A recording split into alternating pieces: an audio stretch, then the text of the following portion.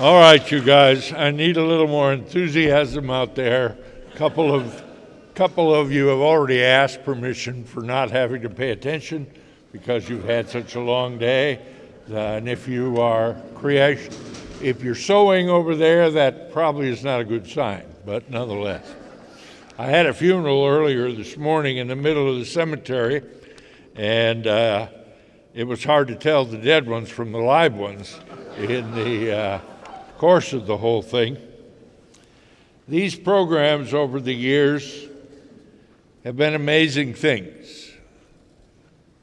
We need more of them in more different places because this topic needs to be an amazing thing. The approach I decided to take this afternoon was to try and redefine the importance of this particular topic. The issue which in many ways, unfortunately, the country has grown weary of and the church is growing weary of as the debate continues to go on back and forth.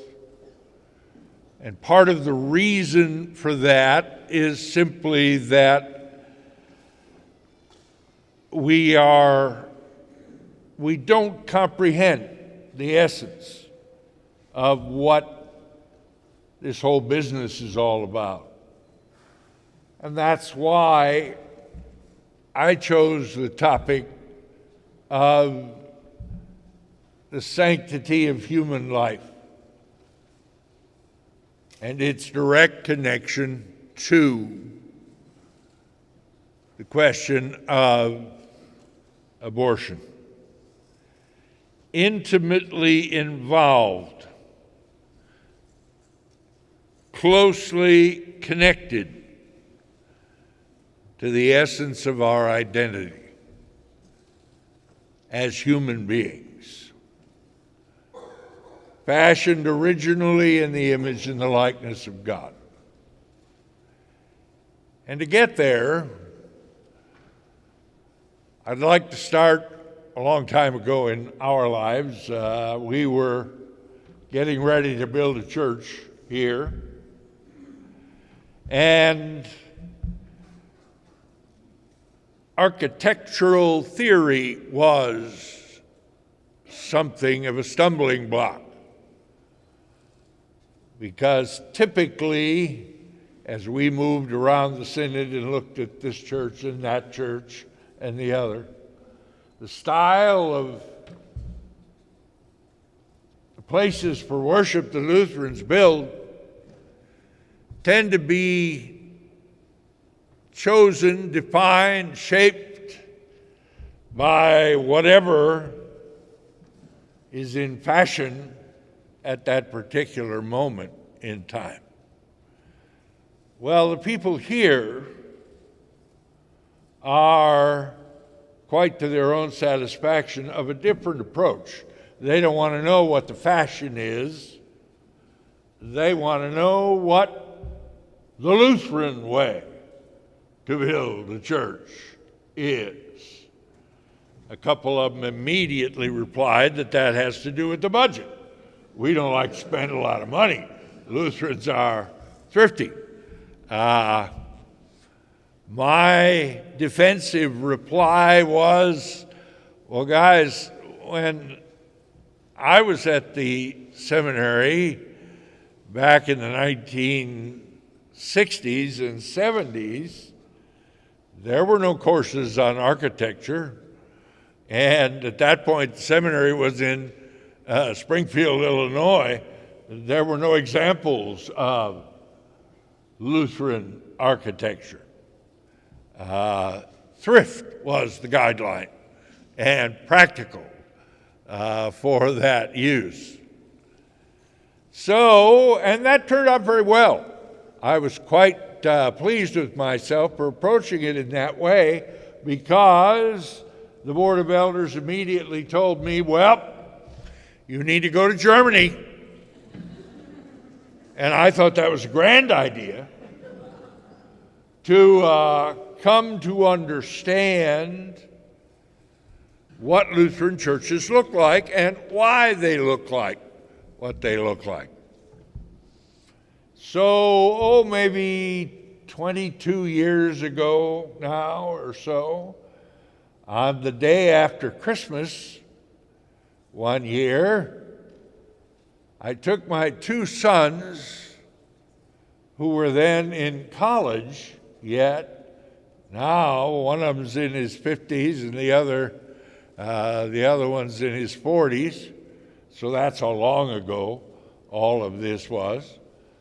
And the son of the president of the congregation, all of whom were particularly adept in things that I was not, namely photography and videography and so on and so forth. I got enough trouble putting my glasses on, and that's about the extent of it. So the four of us got on a plane the day after Christmas and flew to Berlin. When we got there, it was cold and miserable. Sun comes up at about 10 o'clock in the morning, if you can see it come up at all. And it goes back down again about 3 o'clock in the afternoon, if you can see any of that then, because Berlin is so far north and so close to the Baltic Sea. But Berlin is supposed to look drear and shadowy, and it was fulfilling its reputation and its reason for pride, among others. We got there late in the day, and of course all that was open in the wise purpose and generous grace of God were beer halls at that point of day. And they're better in Berlin than they are in Munich. I have experimented historically in both of them, but Berlin is the capital city, so they do research. Nonetheless, the next couple of days, I'm going from church to church, starting in the Protestant cathedral, a huge church in downtown Berlin. Well, the boys weren't real interested in any of that at that point. They were going to look at other things. But after a couple of days of that, I decided we would do a little research outside of the expected subject area, and in an action of bold consideration and courage, I rented a car in northern Germany at the end of December, which is an act of faith, among other things. In the opening days of the Nazi regime, the first significant camp they built was called Sachsenhausen. And it was built in a little town called Oranienberg, a potato-growing village about 50 miles to the north of Berlin. Concept they were after was we want it handy so we can keep an eye on how it's growing and how it's going, and are we doing this right, or do we need to do the next one? And of course they did quite a few differently. But they wanted it close by so that it was convenient for them to keep an eye on this, and yet it was close enough so that that would be less of a challenge than otherwise. Turns out it was about 45 miles. And, of course, it was now about December, maybe the 29th, whatever. We got up at 10 o'clock in the morning and the sun wasn't up yet, and it was snowing, and off we went. And it took us quite a while to go out of Berlin and then up over the mountains and down into the valley where the village of Oranienberg is located. And it was sometimes raining, sometimes snowing, the typical way Germans make themselves feel sad about life in general, don't mess with me approach to conflict and so forth. We pulled up to the gateway to the Sachsenhausen concentration camp. There was not a car in sight. Now, oftentimes that's because there's a storm, but there wasn't a storm right then. There still wasn't a car in sight, and the gate was open, the big gate in the front, the typical jail iron bar gate that says that if you work hard, you'll live. It's a lie, of course, but what they're trying to do is motivate a little intensity from the inmates to do whatever tasks that particular camp was doing. Arbeit macht frei. Work makes freedom. Well, we cautiously got out. I mean, this is a concentration camp. And there's no guards around that are visible. Is this a trap? We snuck through the gate, and before you, in what is now a large museum, is a couple of, maybe 3 fields as big as this gymnasium. That's where the wooden housing for the inmates was. They're empty fields now because they've all collapsed, rotted, and fallen down because they were built as inexpensively as possible throughout the period in which they were used in that concentration camp, low cost. And if inmates died because of the winter weather or the summer rain or whatever, that saves us money. If they are killed by the weather, we don't have to kill them. And so I'm with 3 kids, college kids, who have grown up in Houston and have never been crossing large snow-covered fields. There was 8 to 10 inches of snow on that ground. Well, these are less than fully mature young men, and they're having a wonderful time in the concentration camp. Snowballs and snowmen and back and forth and over and across, paying no attention at all, not affected in the least by where they actually are, and the probability that there are thousands of bones under the ground under this snow from those who died. So they had a great time crossing all these open snowfields till we got to the first building, which was one of the, I guess you'd call it the incarceraries, where they kept activities undertaken in that particular concentration camp. Now it's a museum. We walked into, and nobody there either. Doors are all open. Place is empty. We walk up the steps, and the first thing in front of us is a bale tied together of shaved human hair. Their regular practice in this wintry, miserable concentration camp was to shave their heads every few months to keep the pests at a minimum and so on and so forth, and keep their misery at a maximum, etc.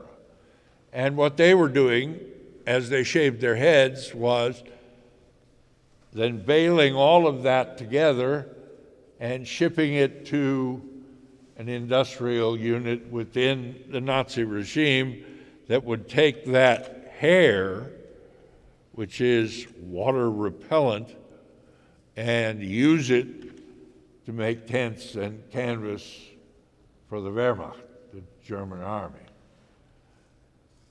But around it in this museum were grotesque pictures of all these people standing in the snow with their heads shaved, freezing.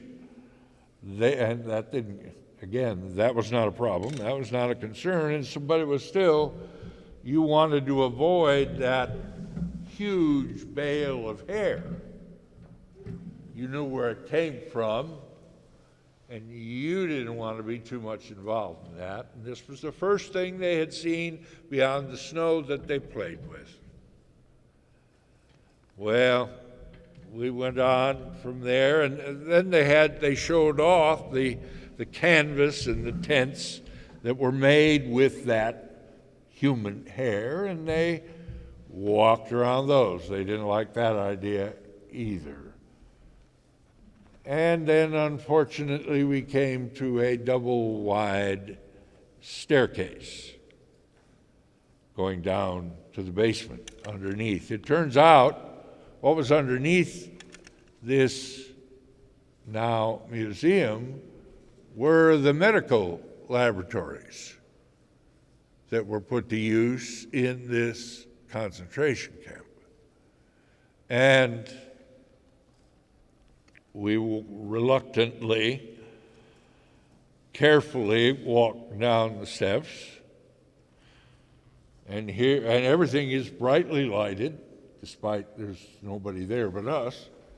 We were grateful for that, kind of, until we walked into a series of 4 operating rooms. Immaculately clean, set up for surgery with plastic covers over every table or every instrument tray or every piece of medical equipment. And we looked at each one, and the boys were getting more and more less enthusiastic about this. And finally, the one who would be the lawyer, who is still the most argumentative after all these years, says, where's the anesthesia?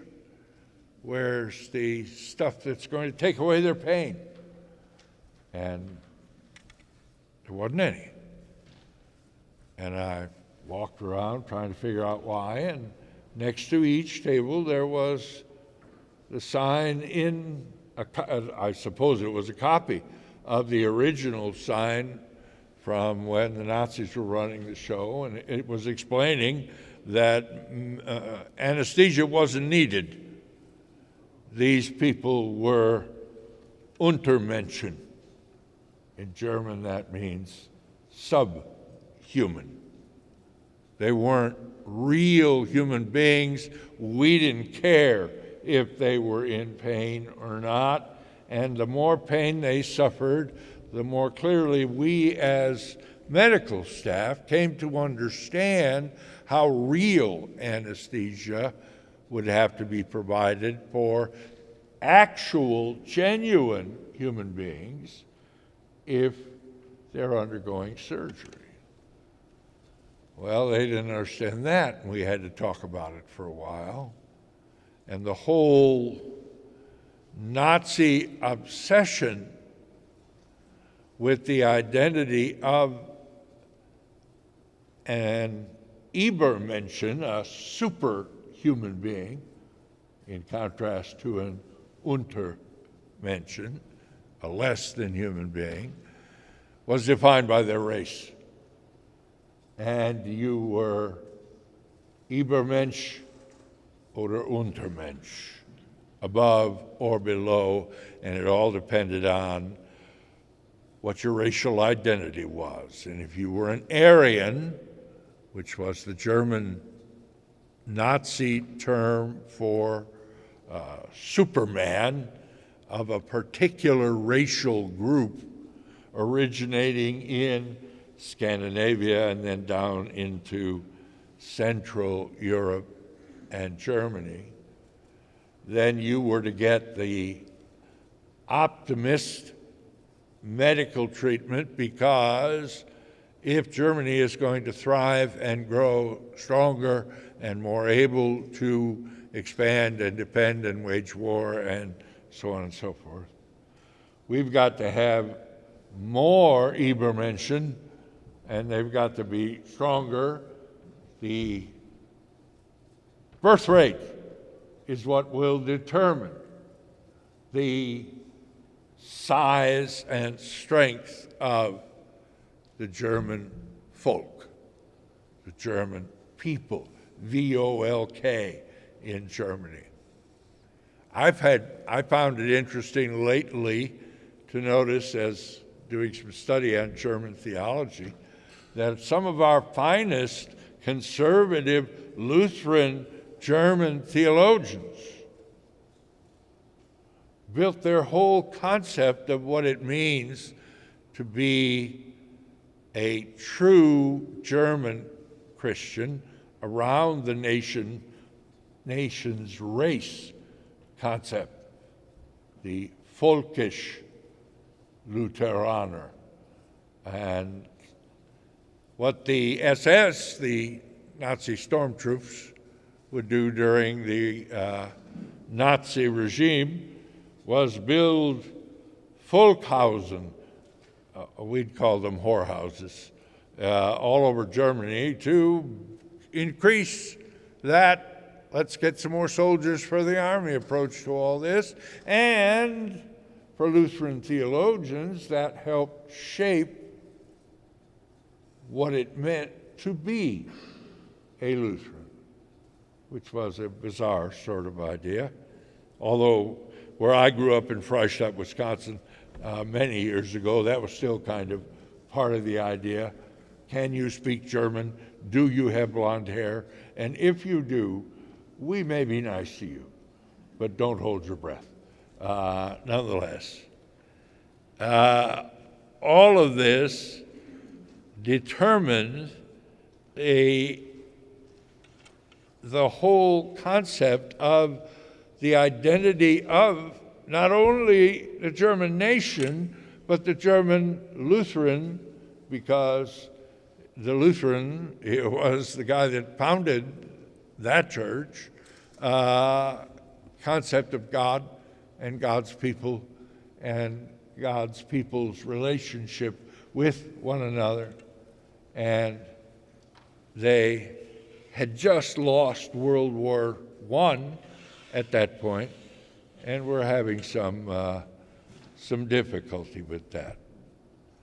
Well, by now the boys are nervous. They want out of these operating rooms, because what you're visualizing is people being cut apart on these tables, and the blood's spurting out all over the place, and so on and so forth. So there was another double set of steps in the back. Now, these steps in the back, the front ones had been tile. In the back, they're just wooden steps.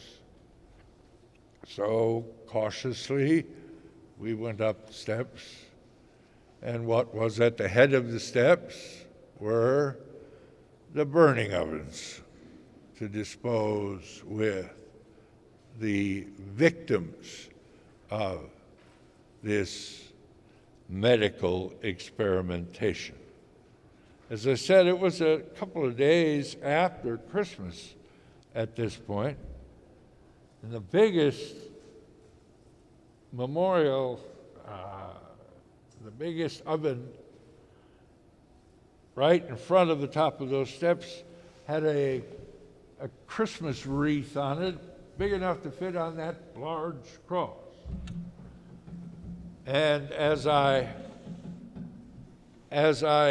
translated the wreath for those boys who expect to get to heaven without being able to understand German, which may be risky, but nonetheless, what the wreath said was, from the Lutheran churches of Germany, we kneel before God in bitter remorse and humble repentance and ask his forgiveness for all whom we killed here. Would have been gentler to say it in a way that didn't constitute a personal confession, but it was a personal confession. And by now, my sons, who are not typically quiet about anything, are mocking how guilty the church felt and should have felt about everything that took place here. And we walked out and back across the snowfields. No snowballs, no snowmen, no playing. And the lawyer's son, again the most outspoken of the three still, comes up alongside me, and for the first time in his life, he puts his arm around my shoulders. And he says, "You know, Dad, you need to keep giving those speeches you've been giving. And you need to increase your average of how many people are actually listening to those speeches you've been giving." For the first time in his life, he actually understands what's going on, what's at stake.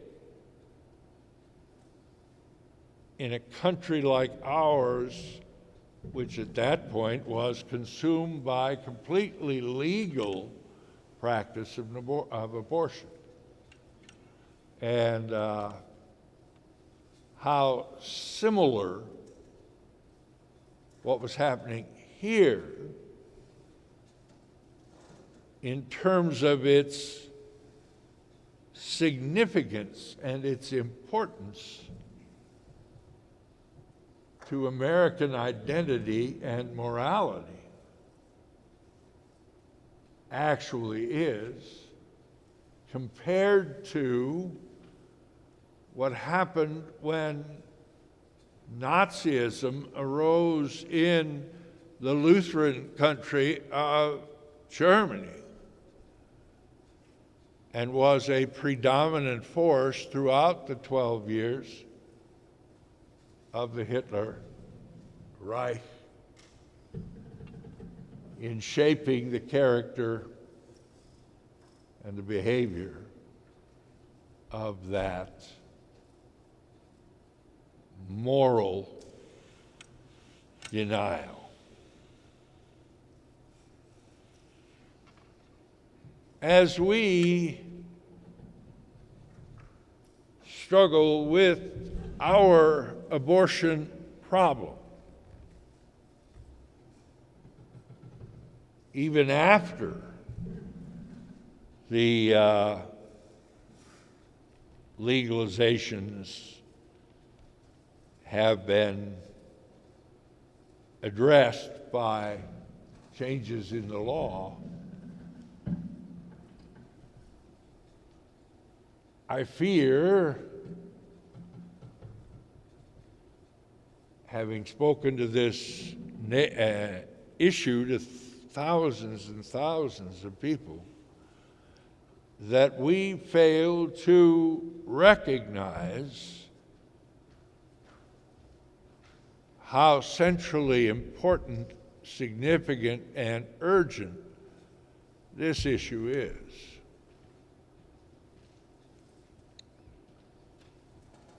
And even now,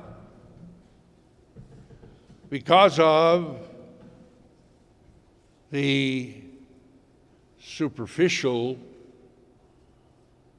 cultural development of human sexuality took place among us in the decades of the 20th century and now into the 21st, if we view our identity as a human being, male or female, and if it might occur to us that for a female it is even more fundamentally important because of motherhood and what our evaluation of the significance of that may be. That none of this is trivial or unimportant. Because what we see happening, if we're really honest with what we're hearing and what's going on and what we see in our own congregations at times,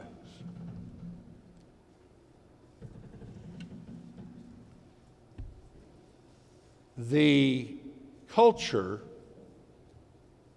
non-specific Christian, the generic culture of America and its view of human sexuality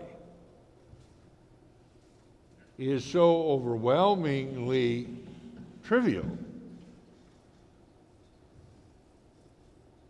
tending to be perceived as personal entertainment. Are we as concerned about those issues as we should be? The Christians in Germany, the Lutheran Christians in Germany, struggling with the rise of Nazism in the years that were called the struggle between the Nazis and the church, the war between the two, says most of them never understood it. The most famous German Archbishop of the capital city of Berlin became the leader of Christianity after the defeat of the Nazis, because then they were fighting the communists who had occupied half the country, splitting Germany into East and West. And some of the communists fact checkers went back to see what he was doing. When it wasn't communists, it was Nazis they were fighting with.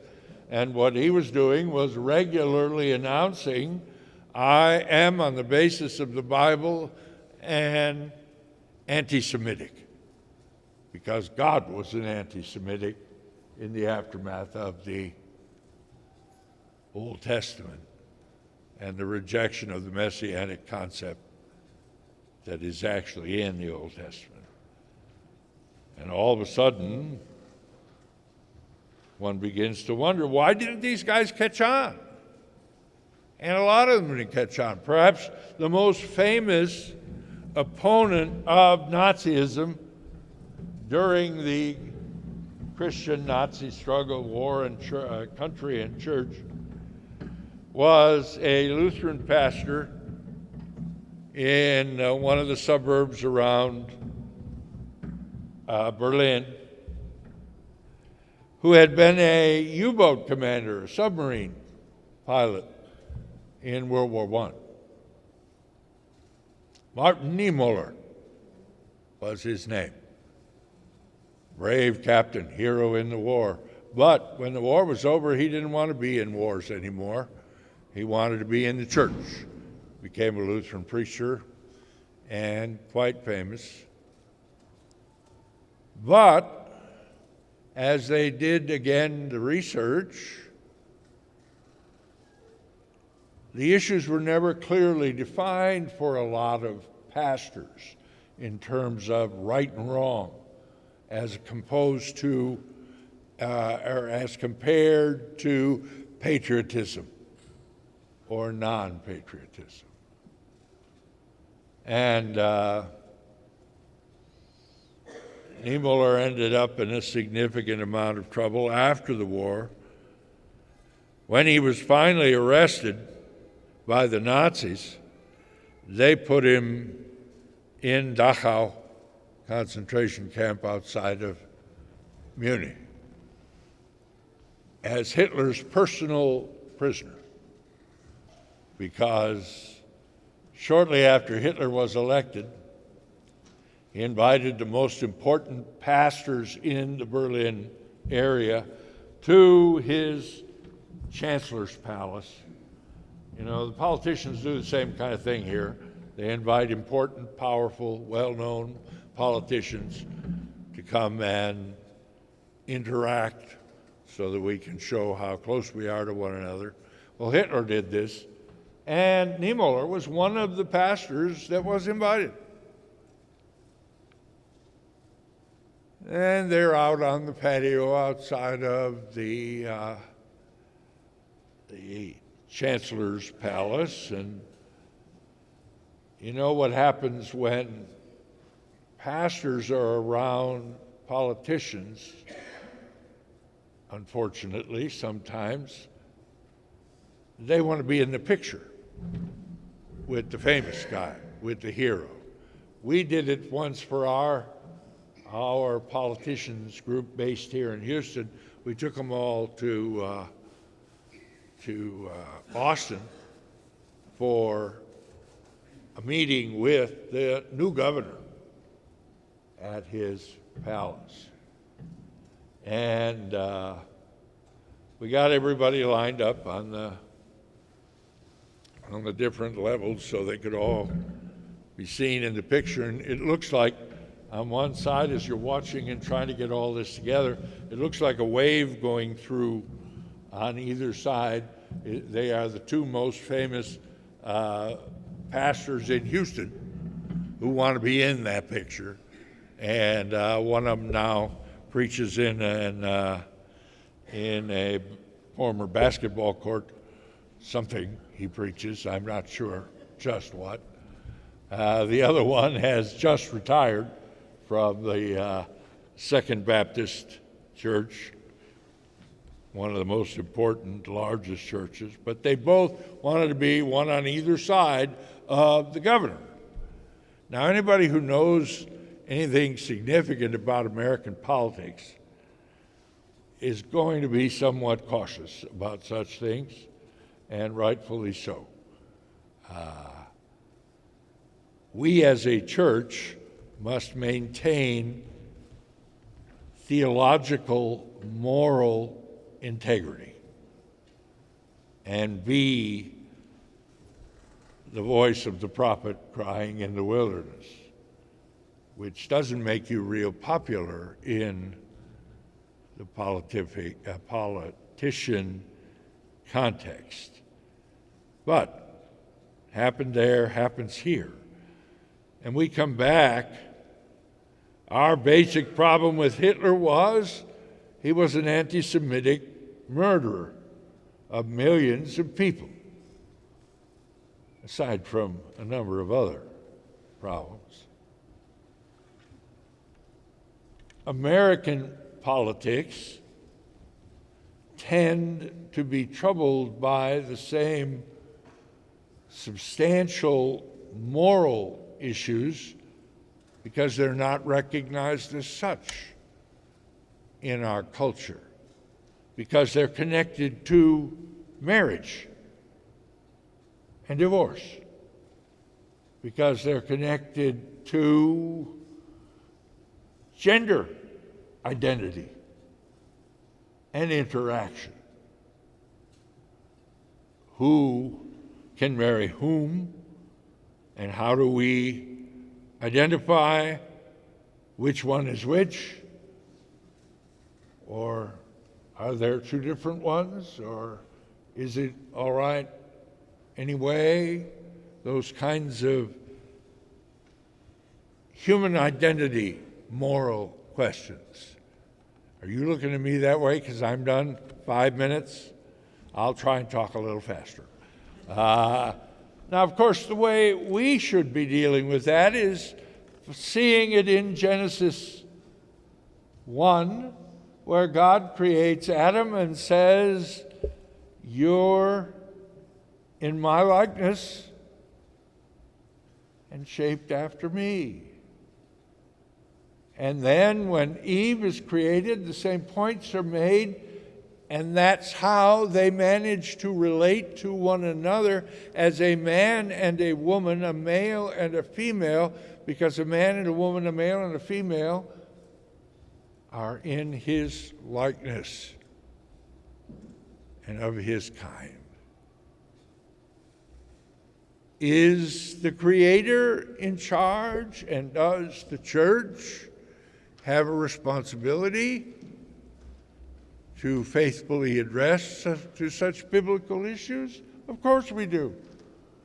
And we always have. But the more controversial the issue becomes, the less outspoken we become. When World War II started, and Niemöller's in Dachau, he addresses the chief admiral of the German Navy and volunteers to go back into the war to defend his country as a submarine commandment. The head admiral has to go to the head man and ask, and Hitler finds the suggestion admiring and frustrating and vetoes it. But what you see, what has happened here for this pastor is that his patriotism overruled his moralism. The concentration camps are filling up with Jews who are getting killed, but Germany's at war. And the fact that Germany started it, in this case, is irrelevant to our good pastor Niemöller. Sorting out as a Christian, these are my first moral, ethical, honesty priorities over any other political advantages or achievement of power, are mutually contradictory if we keep them straight. But we have trouble keeping them straight if we're honest with ourselves. And the more heat we get, the more cautious we are going to become about making sure that God and I are saying the same things. The issue of abortion,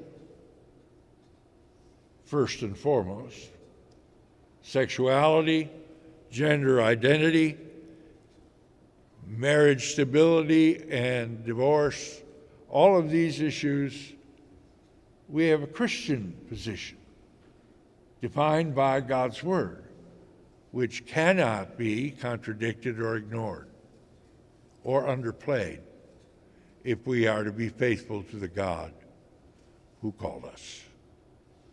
And I think my 5 minutes have been elapsed.